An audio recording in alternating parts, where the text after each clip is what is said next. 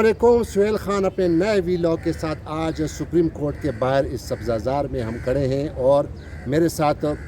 Supreme court के senior reporters फ़खरुर Rahman और दिलीप जो हैं इस वक्त। आज हम इस प्रोग्राम में आपसे बात करेंगे क्योंकि आज का दिन बड़ा अहम दिन है। आज 18 अप्रैल पाकिस्तान की जुडिशल हिस्ट्री में, पाकिस्तान की सियासत की हिस्ट्री में एक बहुत बड़ा दिन है क्योंकि आज सुप्रीम कोर्ट ऑफ पाकिस्तान के चीफ जस्टिस फता बंदयाल साहब वो आज उन्होंने अहम फैसला करना है। आज तो होना है, आज today is the final day. बहुत हो गया, हुकूमत ने बड़े हथकंडे इस्तेमाल किए इलेक्शन को रुकवाने के लिए, बहुत ज़्यादा उन्होंने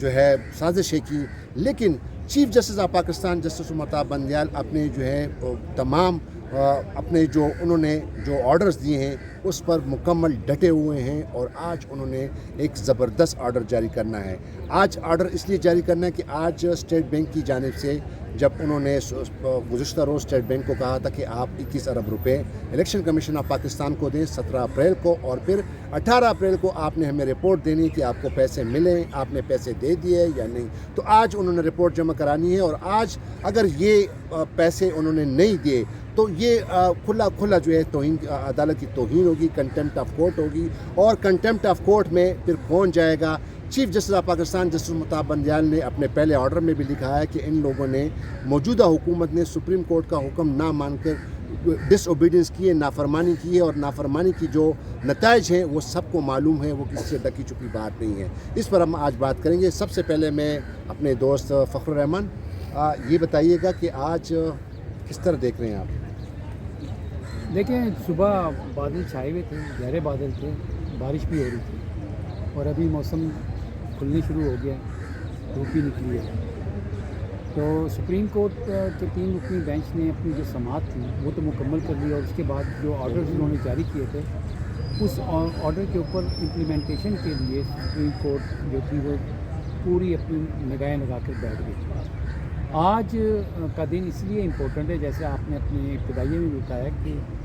कि सुप्रीम कोर्ट ने आज ये फ़ैसला कर लिया कि इस मुल्क के अंदर आइन और कानून एग्जिस्ट कर रहे हैं। देखिए, आज अगर चीफ जस्टिस के साथ जो दीगर 2 जजेस साहिबान हैं उसमें जस्टिस एजाजुल हसन हैं जो कि 3rd सीनियर मोस्ट जज हैं, जो आइंदा चीफ जस्टिस भी बनेंगे। इसी तरह से जस्टिस मुनीब वो भी कुछ अर्से के बाद chief justice of supreme court बनेंगे। तो आज अगर ये सुप्रीम कोर्ट के चीफ जस्टिस के इनकामात को वफाकी हुकूमत जिस तरह से बगावत कर रही है उसके ख़िलाफ़, और आज अगर आर्टिकल 190 इन्वोक करके सुप्रीम कोर्ट में ये जो इस तरह बैठे हुए अपने आप को बहुत कानून और आइन से ऊपर समझते हैं, उनके अंदर से वो बगावत का जिन बाहर ना निकाला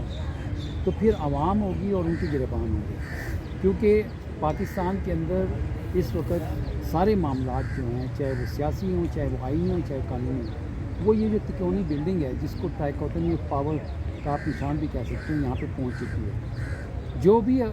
इस वक्त रियासती इदारों में लोग बैठे हुए हैं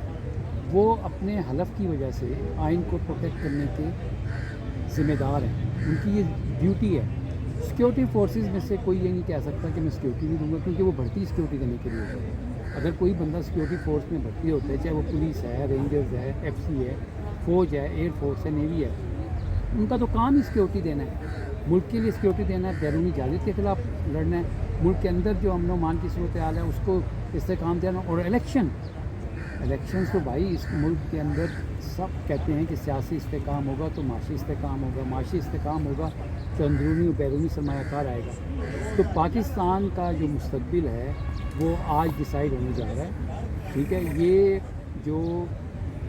जिसको वो कहते हैं बस्ता अलिफ के बदमाश, ये तो उससे भी कई हाथ आगे निकल चुके हैं, इनकी आखिरत आ चुकी है। आज से जैसे हमने कल भी आपके साथ जो प्रोग्राम किया था उसमें ये बात बताई थी कि ये नहीं हो सकता। और जो कल एक अहम ब्रीफिंग चीफ जस्टिस साहब को और दीगर 2 जजेस साहिबान को चैम्बर में दी गई मिनिस्ट्री ऑफ डिफेंस की तरफ से,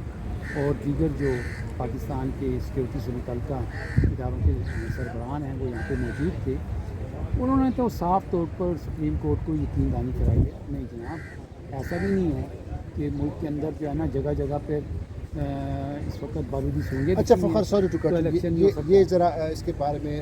عابد اندلیب کے ساتھ ان کے بعد اس کے بعد عابد یہ بتائیے گا جہاں تک مجھے پتہ چلا ہے آپ کو یاد ہوگا کہ سپریم کورٹ آف پاکستان نے جب 14 اپریل کو آرڈر جاری کیا تھا 4 غلط ہو رہا ہوں 1 مارچ سے پہلے آرڈر نہیں 1 مارچ نہیں پھر 4 اپریل کا جو آرڈر تھا 4 اپریل کا جو آرڈر تھا اس میں پیرا 5, 6 اور 7 پیرا 5 جو تھا 5 وہ بہت اہم تھا وہ پیسوں کے حوالے سے تھا کہ فنڈ کے حوالے لیکن 6 اور 7 یہ جو رات جو میٹنگ ہوئی جس طرح فخر صاحب کہہ رہے ہیں کہ سروسز چیفس کی جو ہے وہ ان کی ہیڈ کی جو ہے ملاقاتیں ہوئی ہیں جہاں تک مجھے پتہ چلا کہ یہ ملاقات اسپیسیفکلی ان پیرا 6 اور 7 کے حوالے سے پیرا 6 میں یہ تھا کہ فیڈرل گورنمنٹ کو انہوں نے کہا تھا کہ آپ باقاعدہ سیکیورٹی پرووائڈ کریں گے اور 7 میں یہ تھا کہ باقاعدہ پروونشل گورنمنٹ پنجاب حکومت کو کہا تھا کہ آپ ایک سیکیورٹی پلان دیں گے ٹھیک ہے. تو جہاں تک میری انڈرسٹینڈنگ ہے جہاں تک میری معلومات ہے کہ یہ جو کل کی جو میٹنگ ہوئی ہے اور آپ کیا سمجھتے ہیں کہ یہ بھی باتیں ہو رہی ہیں کہ جناب پریشر ڈالا جائے گا یا چیف جسٹس صاحب جو ہیں وہ اپنے مدعے سے پیچھے ہٹ جائیں گے تو یہ ممکن ہے ویسے سر اگر آپ دیکھیں نا جس طرح سے چیزیں بلڈ اپ ہوئی ہیں چیف صاحب جس طرح سے چیزوں کو جس مقام کے اوپر لے کے آئے ہوئے ہیں وہاں پہ یہ کہنا کہ وہ پیچھے ہٹ جائیں گے یہ ہمیں سمجھ نہیں آتا جتنا ہمارا کورٹ کا ایکسپیرینس ہے کبھی ایسا ہوا نہیں ہے. کھوسا صاحب کے دور میں ایک ہوا تھا آرمی چیف کی ایکسٹینشن کا معاملہ تھا وہ بھی جب قانون بن گیا تو وہ پیچھے ہٹ گئے تھے لیکن اس وقت چیف صاحب کے اوپر پریشر تو ہے اس میں کوئی دوسری رائے نہیں ہے کہ پریشر ان کے اوپر نہیں ہے. بلیک میلنگ بھی ہوئی ہوگی اپنے گھر کے اندر جو ہے وہ گھر ٹوٹا ہوا ہے بیسکلی لیکن اس کے باوجود بھی چیف صاحب اکیلے ہیں وہ کھڑے ہیں کہ 90 روز سے اوپر الیکشنز نہیں جا سکتے. اب ملاقات ہوئی ضرور ہوئی ملاقات کے اندر یہ پیرا 6 اور 7 کی بھی بات ہوئی ظاہر ہے سیکیورٹی انہوں نے دینی تھی لیکن جو بھی ہو جائے کچھ بھی ہو جائے اس چیف صاحب کی اپنی بقا کا یہ سوال ہے اور میرے جو ذرائع ہیں انہوں نے تو یہاں تک کہا تھا کہ چیف صاحب نے یہ بھی کہا کسی پرائیویٹ میٹنگ میں کہ اگر اس بلڈنگ کے اوپر بھی بم چلا دیں گے تو بھی الیکشن ہوگا چونکہ ایک آئینی تقاضا ہے یہ ہونا ہے. تو میرے خیال میں جس طرح سے پے در پہ آرڈرز آئے ہیں سپریم کورٹ کے لیے اس مقام سے اب اس کو پیچھے ریورس کرنا پاسبل نہیں ہے نہ آئینی اعتبار سے نہ اخلاقی اعتبار سے اور کوئی وجہ نہیں نظر آتی کہ اس کو پیچھے کیا جائے اس کی کوئی وجہ نظر نہیں آتی کوئی وجہ نظر نہیں آتی. ناظرین آپ کو بتاتا چلے کہ یہ جو الیکشن کا جو معاملہ ہے یہ کسی فرد واحد کا معاملہ نہیں ہے یہ کسی مسلم لیگ نون کا مسئلہ نہیں ہے یہ پیپلز پارٹی کا مسئلہ نہیں ہے یہ تحریک انصاف کا مسئلہ نہیں ہے آصف علی زرداری کا مسئلہ نہیں ہے یہ ایک عوامی مسئلہ ہے اور یہ ایک مفاد عامہ کا ایک کیس ہے اور آئینی مینڈیٹ کے مطابق اور یہ ٹیسٹ ہے سپریم کورٹ کا اور یہ عمرت عبدیال صاحب کا بھی اب ٹیسٹ ہے کہ وہ اس مقام پہ چیزوں کو لے کے آگے ہوئے اگر وہ ریورس کرتے ہیں تو یقین مانے لوگ اس عمارت کی طرف نہ نہیں دیکھیں پوری قوم کی نظریں اس وقت سپریم کورٹ پر لگی ہیں. عوام یہ دیکھنا چاہتی ہے کہ اس ملک میں آئین اور قانون کی پاسداری ہونی ہے یا نہیں ہونی ہے یا پھر ہمیں خود سڑکوں پہ فیصلے کرنے پڑیں گے. ایک جو بات یہ کہی جا رہی ہے کچے کے علاقے میں ڈاکوؤں کے خلاف آپ مجھے بتائیں کہ کس وقت کس سال میں کچے کے ڈاکوؤں نے یہ کہا تھا کہ جی ہم الیکشن نہیں ہونے دیں گے ہم الیکشن کی کمپین پہ حملہ کریں گے کبھی آپ نے سنا اچھا تحریک طالبان ہو یا دہشت گرد تنظیمیں ہوں وہ تو کہتے ہیں ہماری تو لڑائی ڈفرینٹ ہے کبھی انہوں نے کہا کہ ہم الیکشن کو سبوتاج کریں گے حالانکہ بے نظیر بھٹو کی اسیسینیشن ہوئی اس کے باوجود الیکشن ہوئے تھے ٹھیک ہے نا. تو یہ سارے عذر سارے بہانے جو ہے نا وہ یہ ہیں کہ عوامی عدالت میں جانے سے یہ گھبرا رہے ہیں اور ان کو جوتے پڑنے ہیں اور ان کی بدنیتی بھی جو ہے نا بالکل ظاہر ہو گئی جی بدنیتی بھی ظاہر ہوگی اور رمضان کے مہینے میں ظاہر ہو گئی حالانکہ رمضان میں شیطان کو بند کر دیے جاتے ہیں لیکن یہ ابلیس بھی پریشان ہے کہ مجھ سے بڑے شیطان کہاں سے آ گئے. بہت شکریہ فخر الرحمان بہت شکریہ عابد اندلیب صاحب. تو ناظرین یہ تھا آج کا ہمارا شو اور ابھی جب اس کا آج فیصلہ آ جائے گا تو ایک اور ویڈیو میں آپ کو دوبارہ آپ کے سامنے حاضر ہوں گے. تب تک کی اجازت دیجیے. خدا حافظ. پاکستان زندہ باد.